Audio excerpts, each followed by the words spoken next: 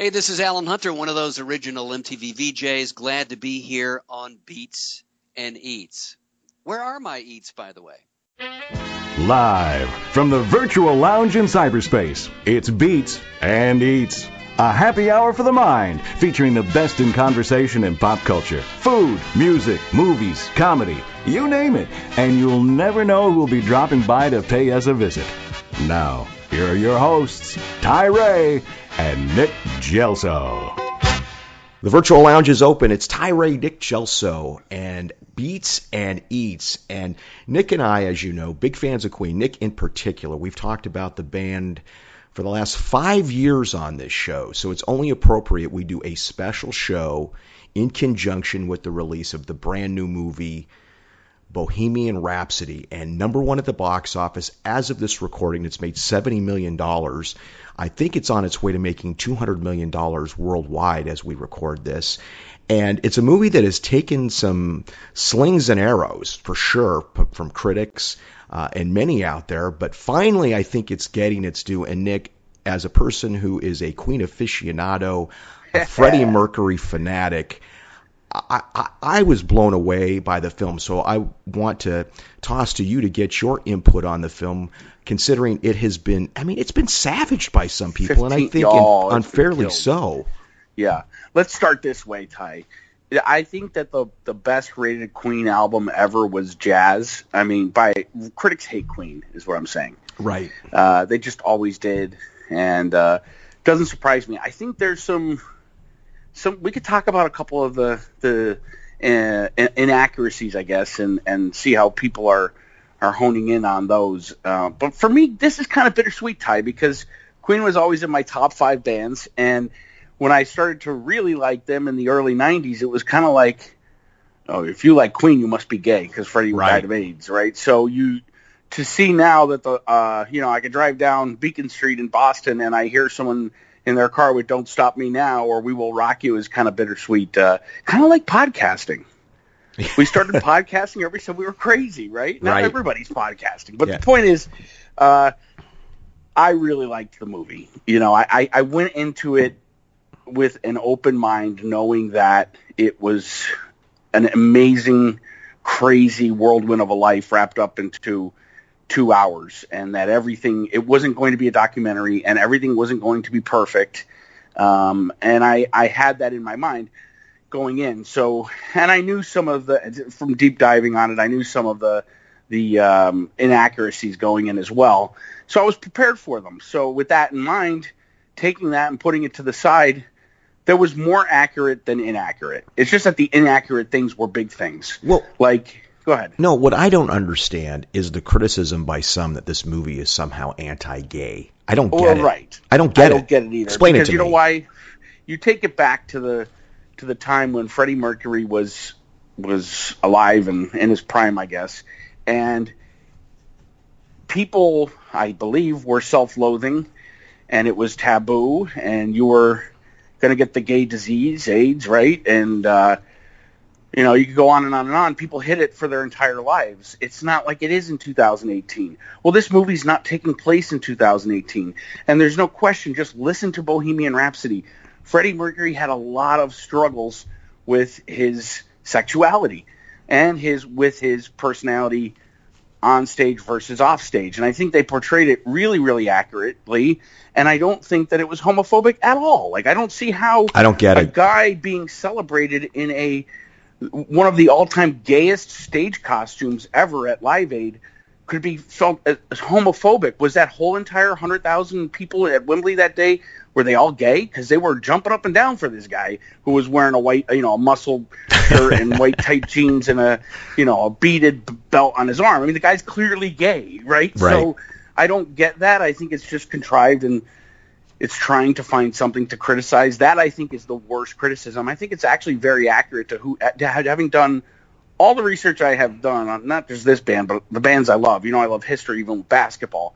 But with all the research I've done, it's pretty accurate to how his personality was. He was very conflicted. Yeah, very much so. I think he was a very shy man, which is Extremely really shy. Ironic, isn't it? Yeah. I mean, just the most flamboyant showman with Right. probably the most amazing set of pipes of all time. I'm just going to go Yeah. out on the record and say that now. Yeah, We've had that I will debate take on that. this show before, but after Yeah. watching this movie, I've reassessed my opinion, and without a doubt, the best pipes of all time. And I really thought it did his life and his history justice. His amazing talent it showcased, as well as his imperfections. I don't know what people want more from a movie in 2 hours and 10 minutes. It's not a fucking documentary. Right. And I think, there's some real screamers there. Like, we all know We Will Rock You was a 70s song, right? Of course. And they did blow over a ton of time in the 70s. They just went from like Keep Yourself Alive or The Seven Seas of Rye all the way to Bohemian Rhapsody. They skipped 2 albums, right? And then they skipped News of the World. But here's the thing. If you're not a Queen, fan club member, you're not going to know these things. Right. But the We Will Rock You thing is a bit jarring because anybody who was alive during that period remembers when that song was released. I think that was a bad decision on their part, and probably the most criticized other than the diagnosis of his HIV, which was obviously after Live Aid. And there's also some other criticisms, like Freddie was resented because he wanted to do a solo album, right? But that was true. No, it was true, but the whole criticism is, Roger I know. Taylor did solo albums before Freddie did. Therefore, Right. That's like apples and oranges. No, I'm Right. sorry. Roger Taylor's solo albums don't compare to Freddie No. breaking away and wanting to do his own stuff. No, not at all. Right. I mean, I saw a lot of criticism about, it's like Freddie and his fighting with 3 queens, right, or whatever. I gotta say, like, that band fought constantly, and for good reason. You had 4 really, really, really different people trying to exercise creativity, and 4 pretty overpowering people. Although Queen would let Freddie take the front stage, on stage. Behind the scenes, that was Roger Taylor and Brian May's band. Brian Always May was. It still is. Yeah, no, absolutely. And Brian May, who I've listened to interviews following this movie, I've gone back in archives and listened to interviews and read interviews. The man is a friggin' genius, man. Genius. It's just He's annoying, I think, because he's too much of a perfectionist. Stands why they have lost two producers, a director, and Sacha Baron Cohen, right? right. But and I think about it because I thought about this pretty intensely because, of course, not just the critics. Most of the people, my friends that have gone and seen it, who, by the way, are all straight married men, so let's just get that out of the way, loved it. They loved it. But a lot of the critical, the podcasters, the columnists, that kind of stuff. So I've tried to be like really objective about it. Did it annoy me that they took the AIDS diagnosis 84 or 85? Kind of want to see. First of all, I movie Baron Cohen was a homo. What do you want? I don't having sex. That ain't pretty. Okay, so that's number one. Number two, I also don't want to see a movie about Freddie withering down to be Skeletor and die. Right. Like, I just don't want to see that. So I'm okay with it as long as everything in between is kind of accurate. And from my understanding, it's very accurate. I mean, everybody's picking on Mike Myers. Well, I think it's kind of fitting. He's in the movie, but that character never existed. But that's a combination of like 3 different characters. Correct. Right? So, and they did fight about Bohemian Rhapsody. Nobody wanted to play it, because it was too long. So, and Paul Prenter was by far the most villainous guy in the room. I mean, the other members of the band hated him for good reason. So, I think it was kind of silly, to be critical, okay? It was silly how he suddenly met Jim Hutton. The day of Live Aid, he found him, took him to his parents' house, then went to Live Aid. That was their first date. He put the concert on of his life, and everybody's happy, and it's a happy ending. That was a little ridiculous to me, but it was totally overshadowed by the great performance and visuals of Live Aid. Yeah. Someone like you, who I remember watching Live Aid on my grandmother's floor with my brother. You remember it because you were a young adult. I had a party. And I had a party that night. I mean, Right. So you tell me, how accurate was it? Pretty phenomenal. And just go to YouTube. Just go to YouTube and watch it, and then watch what Rami Malek does as Freddie Mercury. I mean, let's talk about his performance, by the way. We're 10 minutes in, and we haven't even mentioned his portrayal of Freddie Mercury. Sacha Baron Cohen could not have done that. No friggin' way. It would have been a comedy act if he did. Right. It would have been a comedy act. He brought him to life. Rami brought him to life. I thought I was watching Freddie. I did too, especially once he got the shorter hair and got into the gay butch look. He really, really was unmistakably him, and his stature was perfectly him. Perfect. He was small and short. Because Freddie, people don't realize how he wore platform shoes. He was a small guy. I mean, I thought he was just beyond phenomenal. Yes. Another criticism, Ty, has been they spent too much time on Mary Austin, and I think people forget that he did write Love of My Life for her. He was engaged to her, and he did give her his multi-million-dollar estate in downtown London. Correct. I mean, she was the only person in his entire life that the dude trusted. That's exactly right, and he did love her. And he loved her. And I heard an interview with Brian May about when they were sharing rooms together, he and Freddie. And Freddie did love women. I mean, sure he did. Yeah, he did. Yeah. We don't need to go into great detail about what I mean by they shared rooms and Freddie loved women. He had women all the time, especially in his younger age. Yeah. So Mary Austin, a big part of Freddie's life, centered him, was the only person he trusted, was his best friend.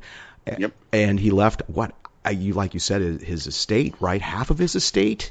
I think he left half to her and half to his family, and very little to his boyfriend Jim Hutton. Who, if there's a book you should read, I don't remember the name of it. Just Google Freddie Mercury, Jim Hutton. That's if you want to see how Freddie died, and then read about how Freddie died, read that book and then try and visualize that on the big screen. It ain't going to be pretty.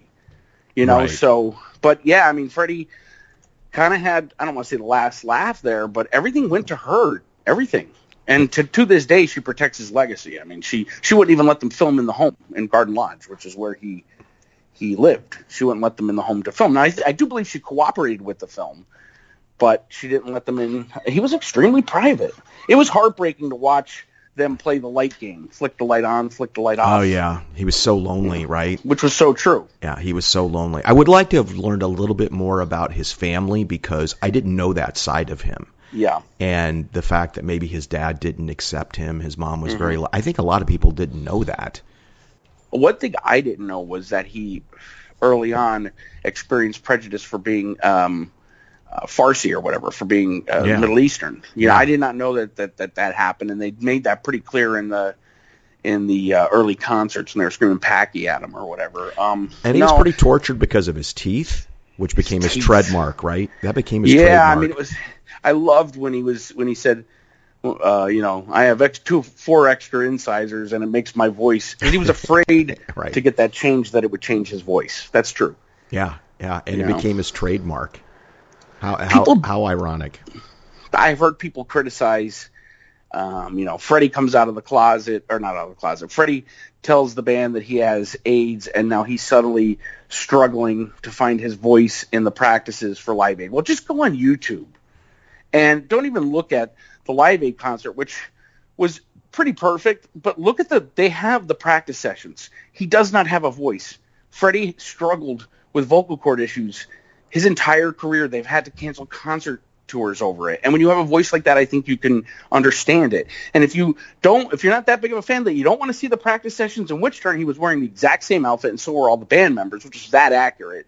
You don't want to see that, then just go to the Live Aid concert and listen to his voice crack several times throughout. He was having voice problems. What they did gloss over was his coke binge with Elton John prior to Live Aid. That would have been fun to watch. I think that whole scene where they're, and again, I wasn't there, obviously, but that whole scene where they're in the trailer prior to going on stage, that doesn't happen. From my understanding from the books I've read, he was partying hardcore with Elton John.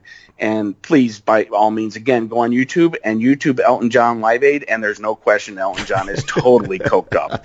And so is Freddie. I mean, Freddie is too. Yeah, and Elton was going through his real bad phase at that time, Right. so that makes perfect sense. What I really like about this movie too, Nick, and you and I have discussed rock and roll on Beats and Eats for years now, is that it's a celebration of rock and roll, a genre you cannot hear on the radio other than a classic rock station anymore. Yep. Yeah, and even there, it's kind of wishy-washy at times. They're playing Styx. I mean, yeah, you're absolutely right. Styx. Yeah, no, you're 100% right about that. It's all the old dinosaur classic rock. You're absolutely right about that. You and I remember, or we realize, the great jukebox of songs that guys like Elton John and David Bowie and the Stones, Survivor, Queen had. But if you don't, and you go and see this movie, you're like, holy shit. They had that song too, and they had that song too. They did that song too. Like, it's incredible. And there's tons of music left out of this. Yeah. Well, anything post 86 was left out of it. Which were huge hits worldwide. Maybe not in the States, but worldwide. No. Now, speaking of what rocks, Nick, I'll tell you what rocks. How's this for a segue? Uh-oh. Green I know Chef. What it is, Green Chef. Rocked me. Yeah. It's USDA certified organic company. It's great. The meals have everything you need to feel good about eating. Recipes, easy step-by-step. I just got mine in the mail the other day. I had Thai coconut chicken soup. Ooh. Fantastic. And then I followed that up with a Southern Cobb salad.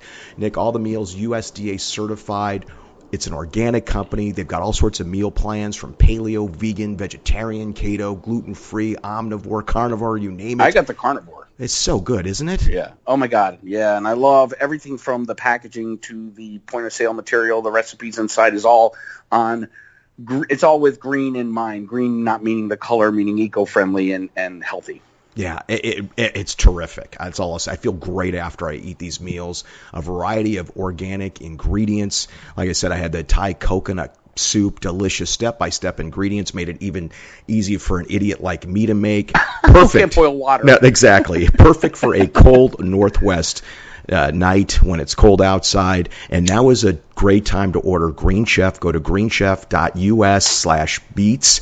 You want to make sure you do this. Go to greenchef.us/beats, not com, US, $50 off your first box. Go to greenchef.us/beats. And Nick, it's great food. It's one of my favorite meal kits I've ever had. And we've had quite a few on this show. And we've got to try a lot of, not to talk about competition, and they're all good in their own way. But Green Chef really, for me, it kind of blew me out of the water. The portion sizes were definitely ample. Let's put it that way. Yeah. I got 2 meals out of my 1 meal, which is kind of great. Yeah, it's huge. You don't get that in a mailbox. Yeah, no, you normally don't. And I found it incredibly easy to make. And for me, that's the whole key. So go to sell it in and of itself. So for $50 off your first box, go to greenchef.us/beats. And while we're getting back to old catalog of Queen, Nick, you brought that up before we talked about Green Chef. It got me to look at their work in the 80s, which unfortunately, late 80s especially, which kind of got ignored somewhat over in the States, which is like Innuendo. Yeah. What's the other one? The Miracle. The Miracle. Yeah. The Miracle was great. As you know, The Show Must Go On is every time I hear it, Ty, I think of you. It's a breathtaking song. And I heard an interview with Brian May. Now, Queen usually wrote their songs by themselves, each individual member. They didn't really mess with one another. But on this song, Brian May and Freddie worked together on every word. Yeah, and that's true. And also in the movie that was factual, it was just out of timeline. Once Freddie did, and this kind of ties back to when the band found out around 87, when he did tell them they made everything written by all of them, not just the person who actually wrote it. Now that song, Show Must Go On, that was a collaboration with Freddie and Brian. It's gut wrenching, especially when you know what Freddie was going through at the time. Yeah, I mean, that whole Innuendo album is just crazy. Yeah, it's terrific. And The Miracle is a great song. That's not off Innuendo, but... No, but that album was very rockin'. It was a very Ty-like song, or Ty-like album. You would like that. And Radio Gaga, you mentioned, I mean... Which I'm glad is getting its due in the movie, because at the time, I thought it was a great track, wonderful hooks, great pop song. And went really nowhere here. I mean, it made the top 40 in the States, but didn't get the play it deserved. And so, we know what happened there. Yeah, that was with their drag MTV. This is what cracked. We've said this before on Beats and Eats. You got, okay, so Queen goes in drag. This wasn't even Freddie's idea, which is true. They go in drag. They put this hilarious video, except for the midsection, which is a little odd. I think it's like imitating a ballet or something, but it's bizarre. They have like mining hats on in that video. Go back and look at that video, Ty. It is for Who Wants to Break Free, or I Want to Break Free. But anyway, so they get banned from MTV while MTV is religiously playing Boy George albums. Yeah, so clearly they were targeting Queen. Now, the funny thing is, this was a huge, I Want to Break Free, huge hit across the world, right? Mm-hmm. And they were doing a spoof on an English, I think, sitcom or called Coronation Street. Yeah, that's correct, yeah. Yeah, so everybody got soap opera. So everybody got the friggin' joke, except here in the United States, and nothing against the USA at the time, but it was very conservative, especially with the election of Reagan and what was coming out about Freddie. So the video was banned from MTV. It doesn't make a lick of sense. Everybody was obsessed with Freddie's sexuality. Great song that was. Oh, not written by Freddie. And I've gone back, by the way, and I've started to sample some of the Queen stuff from the 80s that people didn't hear, like Headlong. Great song. Oh, great song. Great song. Great that song. was in a Sprite commercial, and when I was a kid, I remember. I Want It All. Just great anthems that unfortunately, because they did get played in the States, but once again, not nearly as popular as they were worldwide, it just which was is unfortunate. Not something you bragged about if you liked Queen at that time. It was very much looked down upon. And I do have to say, everybody gives Wayne's World credit, and I'm going to eat crow on this because I didn't want Adam Lambert with Queen. I don't think you did either. No. But he's ended up being phenomenal and has brought in a lot of those songs back to light here in the States because they're sold out everywhere they go in America now. And I know they just did like 10 sold-out shows in Las Vegas. Yeah, he's filling in for Elton, I think, or one of them. As you know, I'm not a fan, but he's done a great job, and I like Paul Rodgers. I know you didn't for your reasons. I like Paul Rodgers. That's why I appreciate I just think it was a mismatch. It was. A special shout out to Mark Martell, who sounds just like Freddie sometimes. Yeah, my God, right? Yeah, and I think they use some of his voice in the movie as well, but he's just amazing. If you don't know who Mark Martell is, look him up. He's a phenomenal singer. I think it's the Queen Experience he sings with. Something like that. Very good. Yeah, very good. They're very good. So overall, looking at this film, I will go see it again in theaters because of the music. You know, the music, and because of the movie it's too, but I want to hear that music one more time on the big screen, especially in IMAX. I mean, it was so good. I know I'm looking forward to the Blu-ray. I won't buy a Blu-ray, but I'll get it on Amazon because they have the full sequence of Live Aid because don't forget they cut out like 3 songs in that last set. So they actually performed every single song, so that's on there. They have on from the deleted scenes because they breezed right over the game and Crazy Little Thing Called Love in the deleted scenes. They have, how Freddie wrote Crazy Little Thing Called Love, and actually that whole Another One Bites the Dust scene in the movie, which I loved. John Deacon. Yeah, he got his due for that. I love the. He should get it. So many people for great bass too. Is them, from what I understand, them making the song in the studio, not so much they cut right to Freddie and Gay scenes, and it wasn't really like that. They just had to save time. That did happen in Montreux with Paul Prenter, and I do believe that did happen before Live Aid, with him just leaving, and I think he leaving him there because he was a bad dude, that guy. Yeah, clearly, and he was betrayed that way in the movie. And Nick, I think with that, let's close the lounge. Yeah. Let's do it, man. All right. Thanks for listening. The lounge is now officially closed.